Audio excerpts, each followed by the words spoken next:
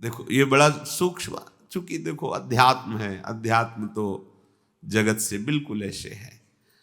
कोई बड़े भाग्यशाली जन होते हैं जो सुनना चाहते हैं, उनसे भी बड़े भाग्यशाली जन होते हैं जो चलना चाहते हैं, उनसे भी बड़े भाग्यशाली जन जो चल रहे हैं, उनसे भी बड़े भाग्यशाली हैं जो महत्व रखकर चलते हुए उसका अनुभव कर रहे हैं। जो अनुभव कर लिए तो सातरति सातरति सा लोकान तारयति, वो स्वयं तर जाते हैं, स्वयं तर जाते हैं, लोगों को तार देते हैं। ये उल्टी बुद्धि लेकर जब परमार्थ में चला जाता है तो थोड़े ही समय में वो परमार्थ से विमुख हो जाता है। भोगों की भोगने की सुख बुद्धि और भोगों के संग्रह की और उसके स्वामित्व का भाव, जहां अंदर वृत्ति लिए थे वहीं पहुंच गए। ऐसे पूरा जीवन करने पर भी परमार्थ पथ नहीं मिलता और कहने लगते कि हमें 50 वर्ष हो गए परमार्थ में चलते। ये बात समझ लेना, परमार्थ पथ एक कदम भी चलोगे तो तुम्हें इतना स्वस्थ और मजबूत बना देगा कि तुम्हें कोई परास्त नहीं। एक कदम, अरे 12 वर्ष में तो सिद्धि प्राप्त हो जाती है। किसी भी मंत्र को, किसी भी नियम को 12 वर्ष तक किया जाए तो सिद्ध हो जाता है, ऐसा संतों ने वर्णन किया है। पर हम ये कह रहे हैं कि 50 वर्ष भी आप लगा दीजिए, अगर ये दो भाव आपके सुधरे नहीं तो कुछ समझ में नहीं आएगा आपको। आपको याद होगा हित धाम में एक समय शाम टाइम लगभग 75 वर्ष के विरक्त भेष के महात्मा ने एक प्रश्न किया था कि मैं किसी ऐसी आदत से परेशान हूं जो आज 75 वर्ष का हूं, फिर भी मुझे वो करना होता है। अब क्या करूं, अब तो मरने का समय आ रहा है। मुझे आश्चर्य नहीं सर्वाश्चर्य हुआ, पूरा जीवन भगवत मार्ग में चलने का प्रमाण देने वाला कि मैं भगवत मार्ग का पथिक हूं, 75 वर्ष की अवस्था में वो अपनी उस वृत्ति को नहीं छोड़ पाया जो भगवान से विमुख करती है। अब कहीं डींग अपने लोग हाँक सकते हैं कि इतने वर्ष हो गए परमार्थ। शरीर का समय व्यतीत करना कोई परमार्थ का मार्ग तय कर लेना नहीं है। विवेक के द्वारा भोगों का त्याग करके निरंतर परमात्म चिंतन, ये परमार्थ का मार्ग है। आप चल के इस पे देखो कैसा अनुभव। लोग समय व्यतीत करते हैं भोग चिंतन, भोग स्वामित्व में, और वर्णन कर देते हैं कि इतने वर्ष हो गए हमको परमार्थ में चलते हुए। दंभ कभी सत्य वस्तु का अनुभव नहीं कराता, नाटक कभी सच्चिदानंद रस का अनुभव नहीं कराता। भगवत रसिक जी कह रहे हैं, बिन विवेक वैराग्य भक्ति बिनु सत्य न एको मानो। बिना विवेक और वैराग्य और प्रेम भक्ति के उसकी एक भी बात सत्य नहीं मानना है, कोई भी हो, कितनी भी अवस्था का हो। ऐसा जरूरी नहीं कि कोई कितनी भी अवस्था का वयोवृद्ध या कोई, उसकी बात हमें माननी ही है, सुननी है, ऐसा नहीं। भगवान सुखदेव जी 16 वर्ष की अवस्था के हैं, जे ही गंगा की रीति पर चरण पधराते हैं।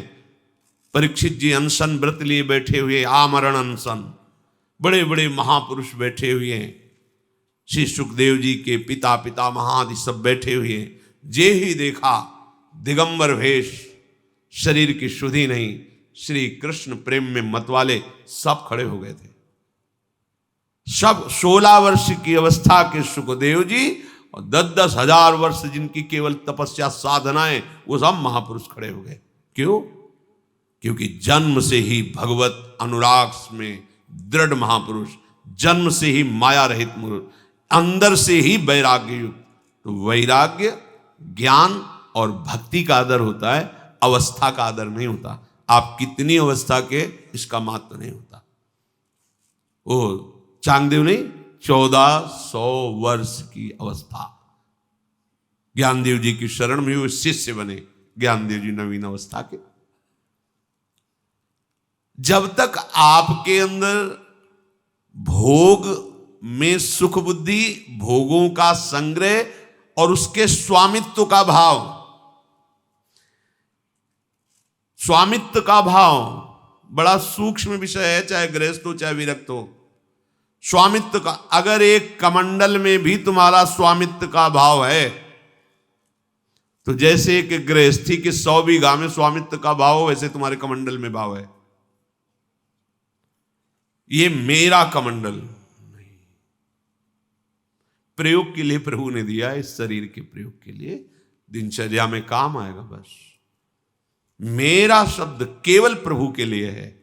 मेरे प्रभु, मेरे तो गिरधर गोपाल, दूसरों न कोई वस्तु, ना कोई व्यक्ति, ना कोई भोग सामग्री, ना कोई पद प्रतिष्ठा, ना लोक लोकांतर, मेरे तो गिरधर गोपाल। अध्यात्म है, भगवत मार्ग है, जिससे समस्त प्रपंच का नाश होकर भगवत साक्षात्कार होता है। कहीं स्वामित्व नहीं होना चाहिए, ना इस शरीर में, न शरीर संबंधी भोग सामग्री में, न संपत्ति में। और हमने संतों के मुख से सुना है, महाजी ये राम जी का बगीचा है, राम जी का बगीचा है, हाँ ये सब राम जी का है, वो सब श्री जी का है, सब श्री जी का है। वाणी से ही नहीं, हृदय से दासत्व होना चाहिए, स्वामित्व केवल प्रभु के चरण, अपनापन केवल प्रभु। बस बहुत मुश्किल बात है, ये समझ गए तो बेड़ा पार हो गया। हम बार बार आपको कहते हैं कि साधना से भगवान को खरीदा नहीं जा सकता, अपनेपन से रीझते। इनके स्वभाव को जान लीजिए, बस उमा राम स्वभाव जय जाना ताई भजन तज भावला, बस इनसे थोड़ा सा अपनापन हो जाए, मतलब इनकी बात होने पर, इनकी याद आने पर ऐसा लगे जैसे कोई मेरा प्यार, प्राण प्यारा मित्र बहुत दिन से मिला न हो और उसकी याद आ रही हो, या जो भी भाव आप रखते हैं वो ऐसा एक बार, जब मानो अपनी माँ है, बहुत वर्षों से नहीं मिले, उसकी याद आ रही, अब हृदय विकल हो रहा है, ऐसा कुछ। जैसे अपना लाडला पुत्र है, अमेरिका में पढ़ रहा है, एक ही पुत्र है, बहुत दिन से बात नहीं, उस माँ का हृदय कैसा होता है, क्या करूं, कैसे उड़, पंख होते तो उड़कर जाती, उनसे मिल ले। जैसे पतिव्रता पत्नी अपने पति के, किसी भी भाव से हमारा प्रभु के प्रति थोड़ा तो ऐसा हो जाए कि उनके लिए हमारे हृदय में कुछ होने लगे। पर विषयों के लिए होता है, प्रभु के लिए नहीं होता। ये क्यों नहीं होता?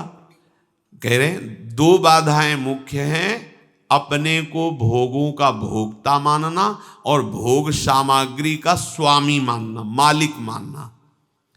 जिसके अंदर ये 2 बुद्धि, उसकी बुद्धि उल्टी ही चलेगी, कभी प्रभु के सन्मुख नहीं चलेगी। ध्यान रखना। किसी ने किसी संत से कहा कि आपके यहां हम गए तो ऐसा भक्ति का रंग चढ़ा कि हफ्ता 10 दिन तो, फिर इसके बाद पता नहीं गया स्थाई क्यों नहीं चढ़ा। स्थाई होना चाहिए। तो देखो हम आपको बताएं, संतों के यहां चिंगारी दी जाती है और उसको सुरक्षित रख के ज्वाला बनाना तुम्हारा कर्तव्य है। अगर आपने चिंगारी पे एक चुल्लू जल डाल दिया, फिर बोलो ये ज्वाला क्यों नहीं हुई? नहीं। जहां तुम्हारे अंदर चिंगारी भी नहीं थी, वासना का साम्राज्य था, वहां जाते ही भक्ति की चिंगारी लग गई। अब तुम्हारा कर्तव्य है कि उस चिंगारी को ज्वाला रूप बनाना। नाम का जप, नाम का कीर्तन, लीला का गायन, प्रभु के भक्तों के चरित्रों का गायन, सुख देने की भावना से जीव जंतु पशु पक्षी सबकी सेवा की भाव। अभी देखो भक्ति रंग ले आएगी। अब यहां से गए और विषय चिंतन में, विषयों के खेल में तो शांत तो हो ही जाएगी।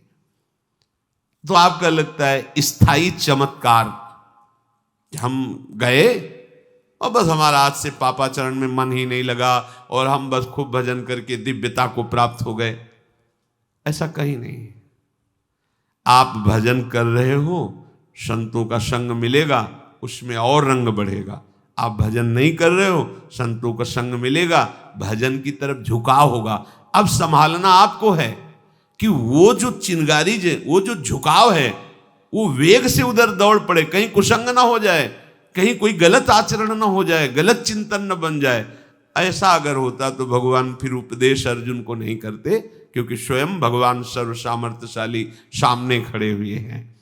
जीव का परिवर्तन उपदेश, नाम, मंत्र स्वीकार करके उसमें लगने से होता है। अगर ऐसा होता कि संतजन मंत्र दे दिए और बस अब चमत्कार प्रकट, अब कोई काम नहीं, कोई क्रोम, तो भैया फिर ये जो जीवन लड़ते व्यतीत हो जाता है, ऐसा कैसे होता? बड़े बड़े सिद्ध महापुरुषों के चरणों का आश्रय लेने वाले बड़ी बड़ी लड़ाई जीते हैं। काम, क्रोध, लोभ, मोह, मद, मत्सर, उन्हीं की कृपा से, उन्हीं के दिए हुए नाम मंत्र से, पर लड़ना पड़ा है। अब आप सोचो, जो आपके अंदर वेग आए वैसे भोग लिए और फिर भक्ति ज्वाला रंग लावे, ये सब बकवास है, ये सब व्यर्थ का चिंतन है। सो परत्र दुख पावई, सिर धुन धुन पछताए, काल ही कर्म ईश्वर ही मिथ्या दोष लगाए। उपासक जब तक कुसंग का त्यागी नहीं बनेगा, तब तक उसके हृदय में सत्संग की जो चिंगारी वो बुझ जाएगी, बुझती रहेगी। बोले हमको तो 10 साल हो गए सत्संग करते, पर पाई भर फर्क नहीं पड़ा। 10 साल सत्संग और 1 मिनट के लिए भी वृत्ति सत्संग की नहीं आई। कारण कुसंग। एक दिनचर्या बना ली, सत्संग सुने, और वो भी दिनचर्या बना ली पापाचरण की। खान पान गलत, चिंतन गलत, व्यवहार गलत, आचरण गलत, नहीं आएगा रंग भाई। औषधि तभी रंग लाती जब परहेज सही हो।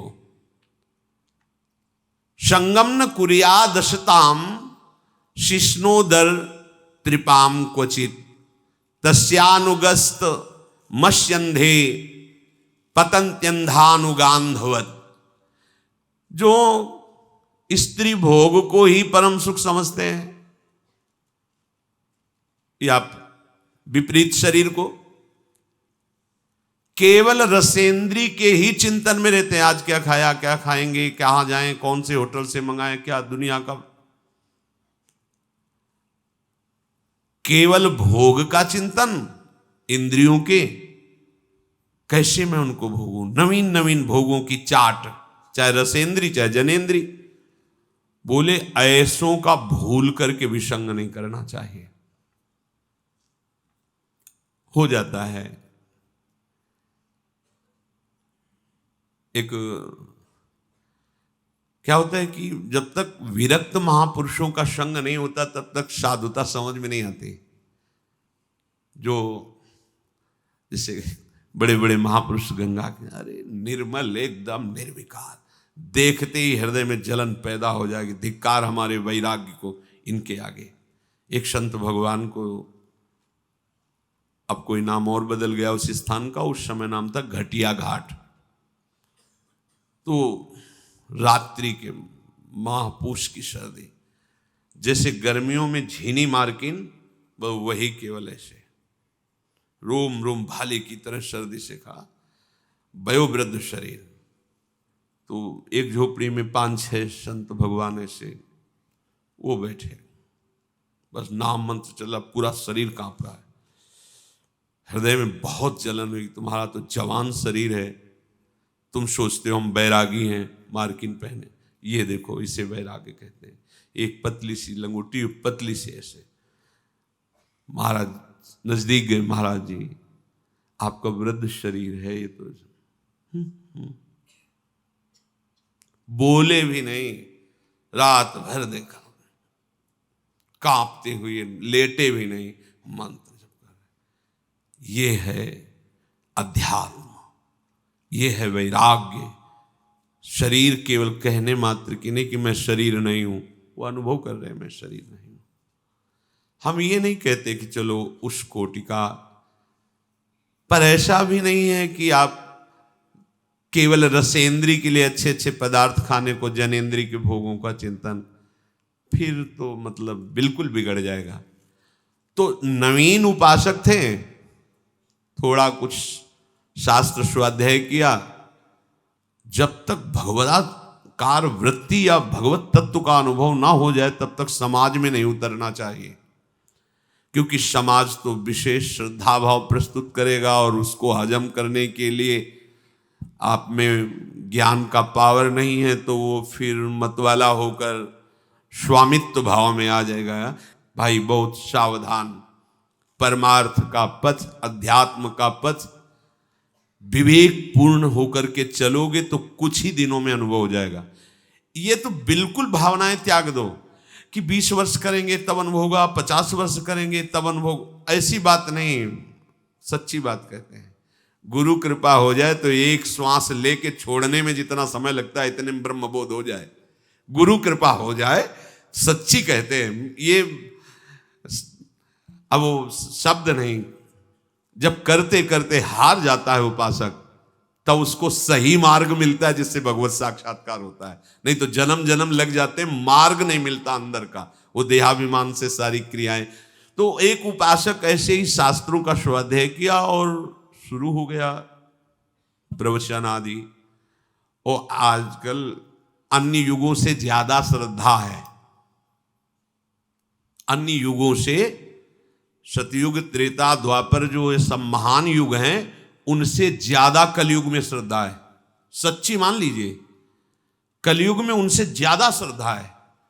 कलयुग का ऐसा महत्व है कि जो 10,000 वर्ष तपस्या से फल मिलता है 24 घंटे नाम कीर्तन से मिल जाएगा। बड़ी महिमा है कलयुग की।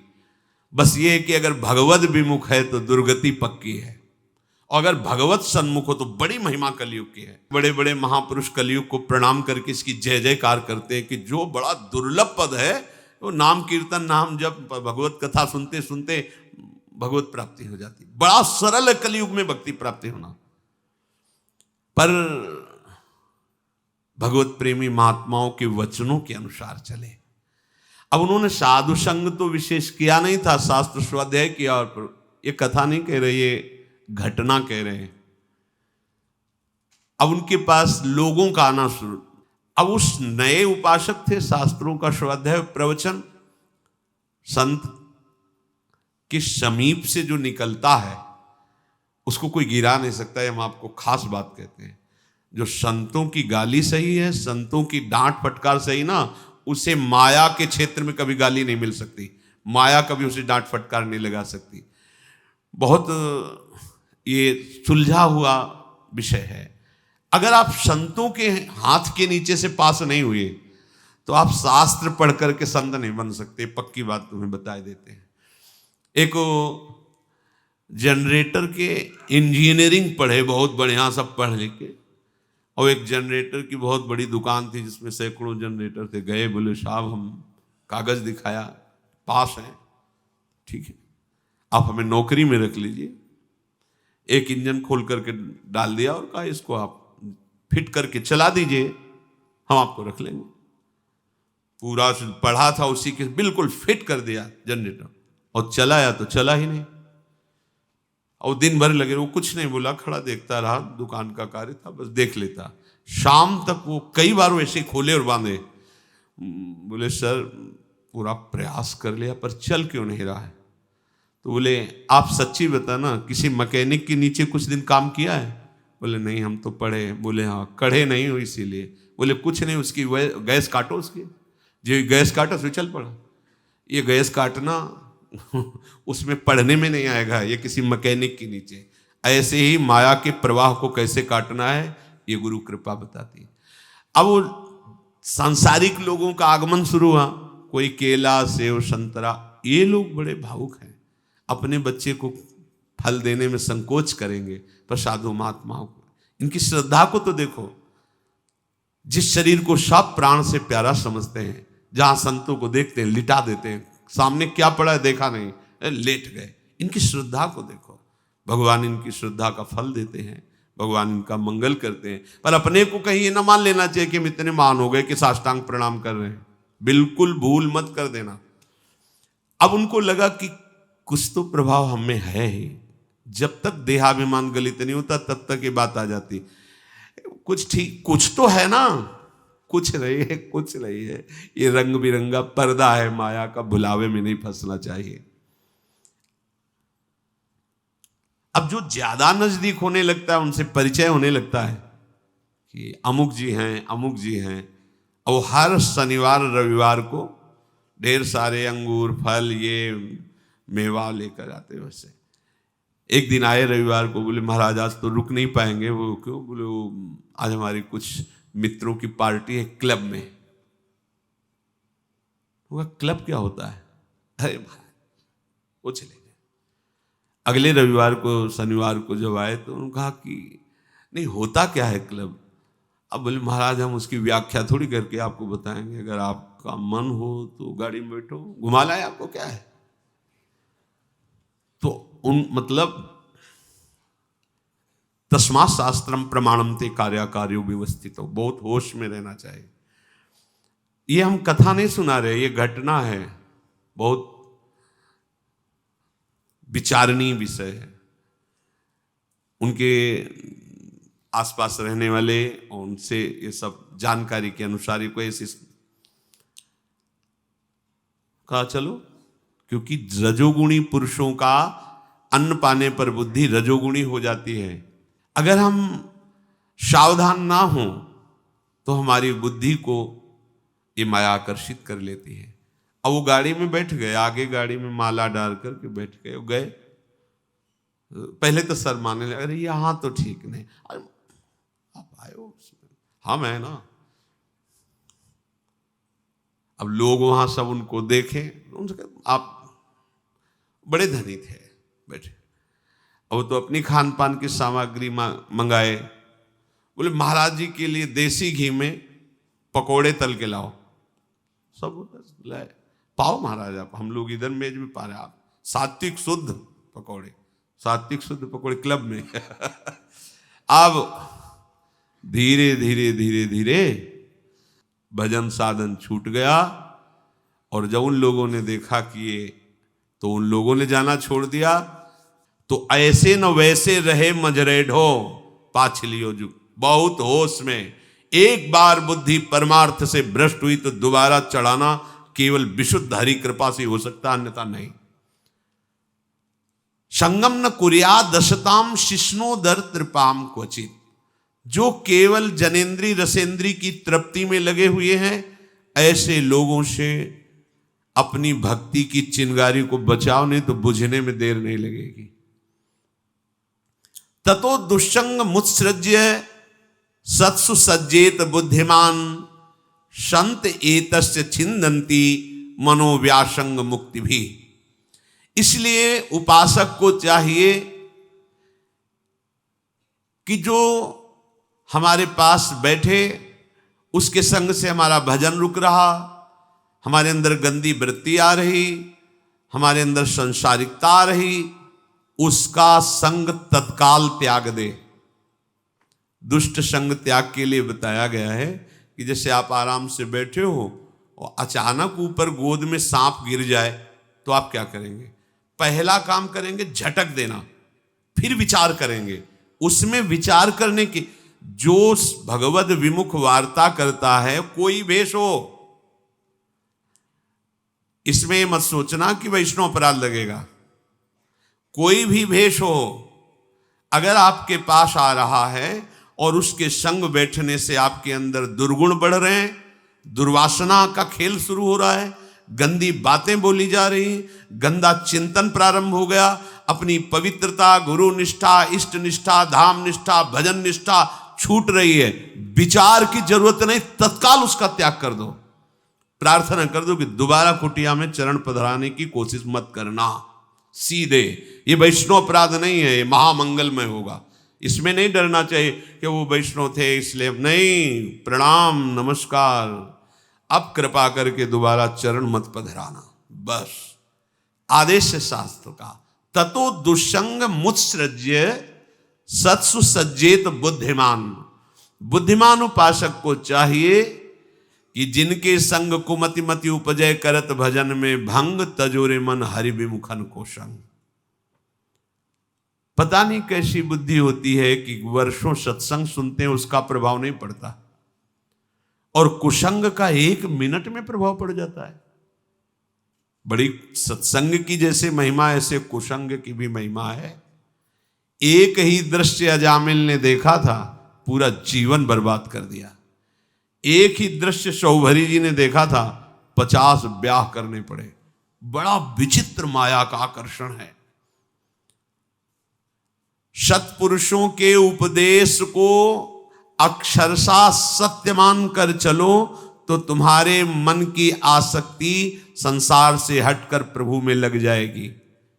संत एतस्य छिंदंती मनोव्यासंग मुक्ति भी, जो मन विषयों में आसक्त है उससे छूटकर प्रभु में आसक्त हो जाएगा।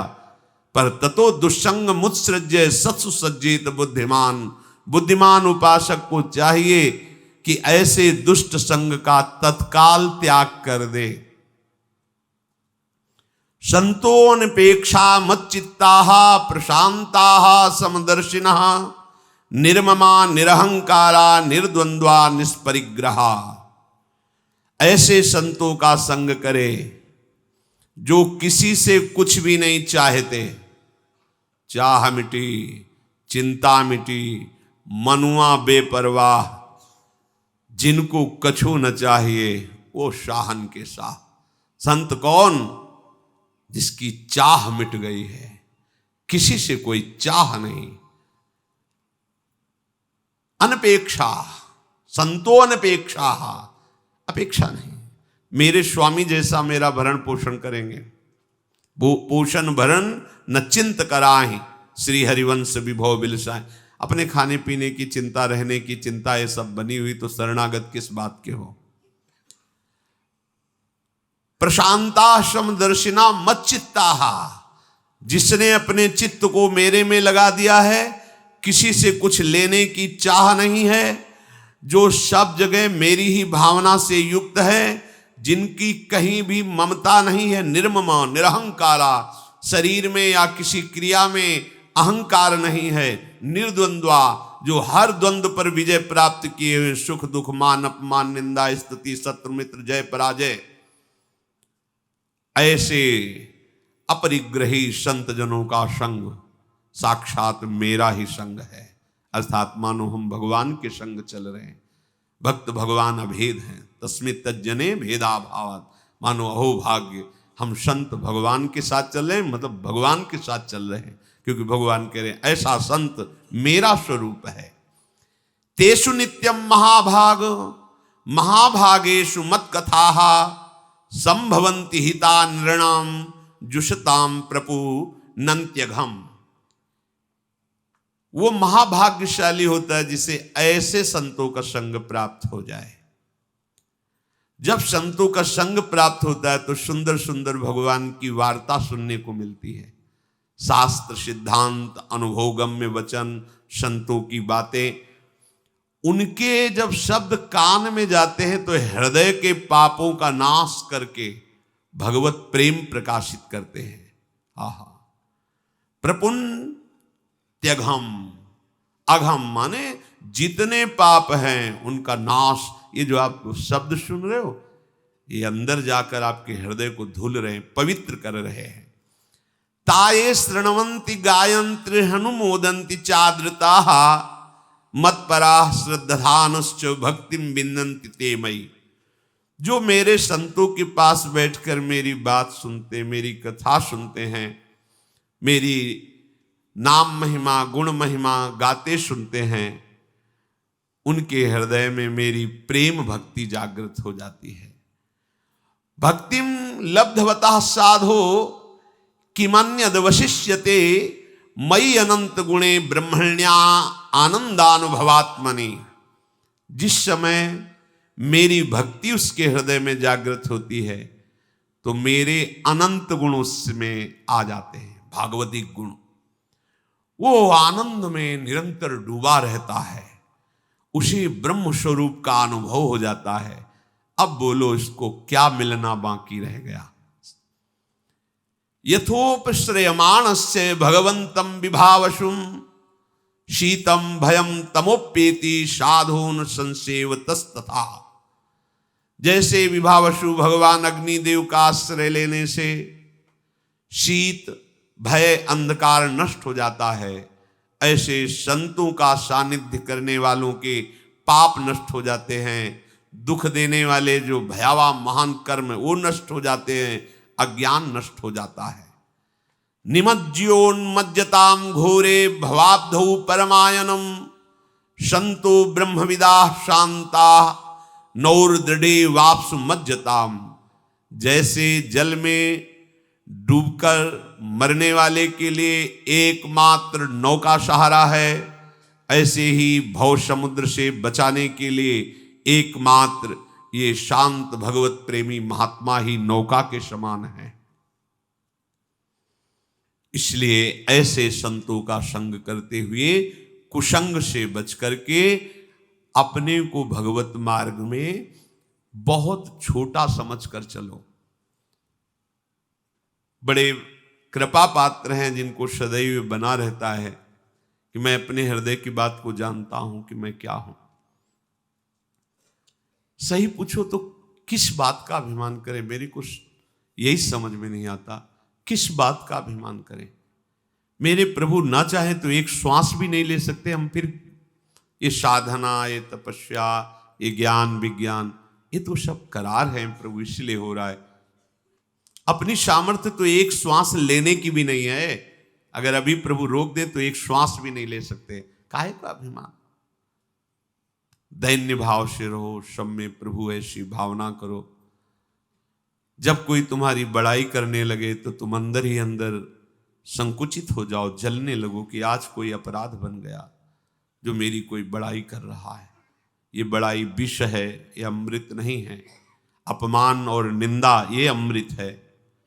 उल्टा संसार समझता है, वो बड़ाई सम्मान को अमृत समझता है, पर अध्यात्म मार्ग का पथिक अपमान निंदा को अमृत समझता है। सम्मानम कल्याति घोर गर्लम नीचापमानम सुधा। इसलिए सावधान होकर चलो। इसी जन्म में भगवत प्राप्ति करनी है। बिल्कुल जिद्दी स्वभाव बना लो, हठी स्वभाव बना लो। प्रभु से भी अब और किसी वस्तु में राजी नहीं होना, केवल प्रभु चाहिए। प्रभु से भी हट करना है। जो चाहो खूब कष्ट दे दो, पर आपकी जगह दूसरा कुछ नहीं होना चाहिए। ये कृपा करो, हमारा हृदय ऐसा हो जाए कि आपके सिवा और कुछ चाहे ना। जैसे जीवन चाहो वैसे जिलाओ, आप स्वामी हो। आपके प्रत्येक विधान को मंगलमय मानते हुए आपके चरणों तक पहुंच जाऊं, ऐसी बुद्धि दीजिए, ऐसा भजन दीजिए, ऐसा संग दीजिए। ऐसी प्रार्थना करते रहो। श्री राधा वल्लभ लाल।